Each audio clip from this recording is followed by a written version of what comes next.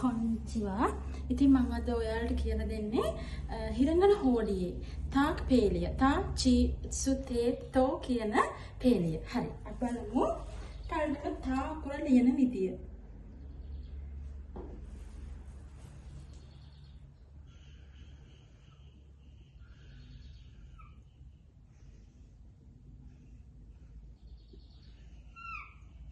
මෙහෙම ඉරක් ගැහුවා. ඊට පස්සේ මේ පැත්තට ඉරක් ගැහුවා. මෙහෙම කොටස් දෙකක් එකතු කරා. හරි. මේ තියෙන්නේ හිරංගන හෝඩියේ තා අකුර. හරි. අපි බලමු මේක උපසටහනක් මගේ.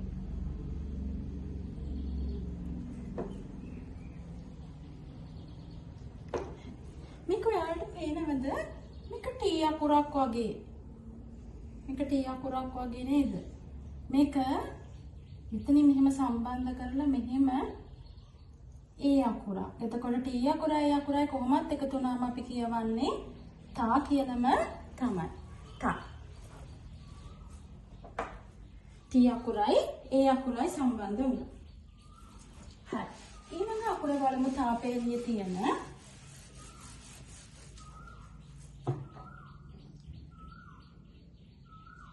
ඊළඟ අකුර විදියට චී අකුර හඳුන්වන්න පුළුවන්. මේක ටී කියලා භාවිතා කරන්නේ නැහැ. මෙයා භාවිතා කරන්නේ චී කියලා. ටී කියලා අකුරක් නැහැ. චී කියලා අකුරක් තමයි තියෙන්නේ. විශේෂ අකුරක්. ටී කියන්නේ නැහැ. තාවලින් පස්සේ ටී නෙමෙයි එන්නේ චී. හොඳට මතක තියාගන්න එක. ඊට පස්සේ අපි බලමු එකත් රූප සටහනක් මගේ.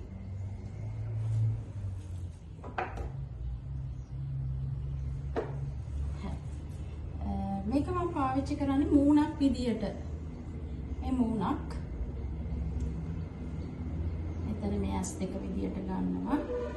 එනහය විදියට, කටක් විදියට හදා ගන්න පුළුවන්. හරි. අපිට මෙතන වැදගත් වෙන්නේ මෙන්න මෙතන. නිකට චින් එක. චින්.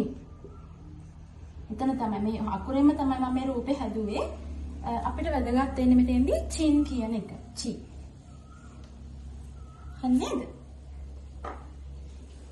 ඊළඟ අකුර අපි බලමු.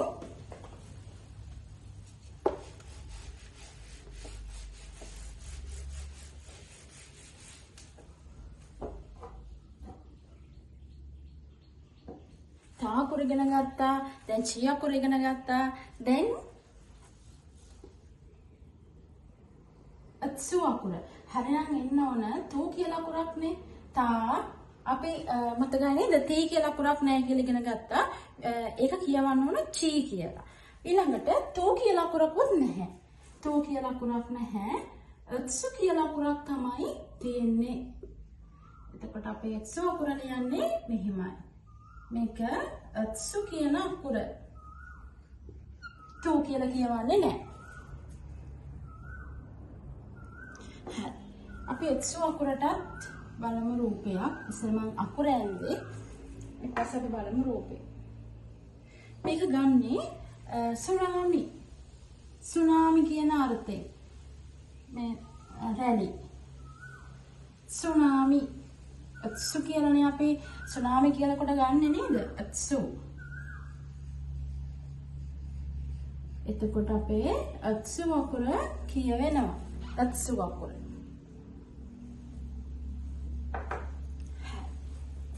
ඊළඟට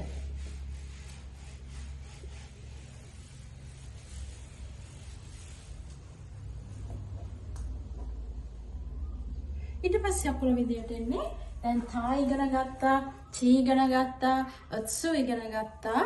දැන් තේ කියන අකුර.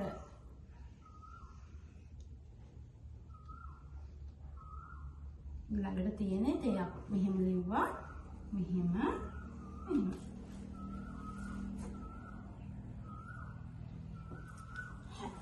ඊළඟට මම ඉස්සෙල්ලා අකුර ලියලා ඉන්නම්.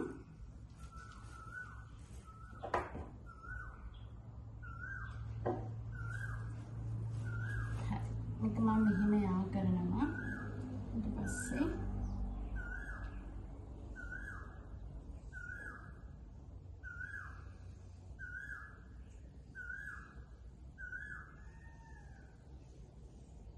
මේක මම ගත්තේ තෙල් මොනවා මේකේ තියෙන්නේ වෙන මොනවත් නෙමෙයි මම ගත්තේ තෙල් තියෙන විදියට මේක ඇතුලේ තියෙන්නේ තෙල් අපි ඒ අර්ථයෙන් ගත්ත තෙල් බඳුන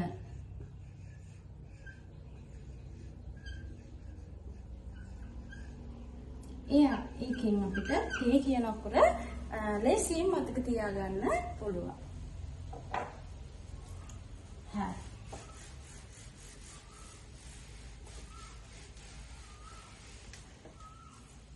ඊළඟට අපි බලමු තා පෙළියේ තියෙන අවසාන අකුර. දැන් අපි තා ඉගෙන ගත්තා, චී ඉගෙන ගත්තා, සු, ඊපස්සේ තේ, දැන් තෝ අකුර. මෙහෙම රවුමක් විදියට හොමෙන්දා ඊපස්සේ මෙහෙම ඉලක් ගැහුවා. හරි. තෝ අකුර.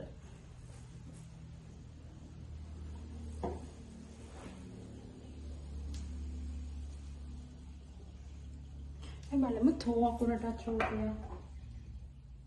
අපි මේකට ගන්නවා ටොනාඩෝ එකක් විදියට. මෙහෙම යන ටොනාඩෝ එකක්. එතකොට ටොනාඩෝ කියන අර්ථයෙන් තෝ අකුර ගන්න පුළුවන්. මේ රූපයෙන් මතක තියාගන්න පුළුවන් තෝ අකුර ලේසියෙන්.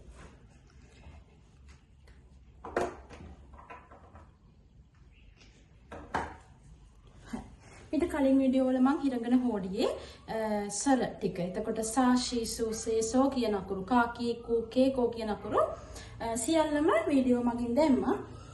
දැන් මේ වීඩියෝ එකත් ඔයාලට වැදගත් වෙයි කියලා මම හිතනවා. එහෙනම් තවත් මේ වගේ වැදගත් වීඩියෝ එකක් අරගෙන එනකම් ඔයාලා හැමෝම පරිස්සමින් ඉන්න. සයනරා.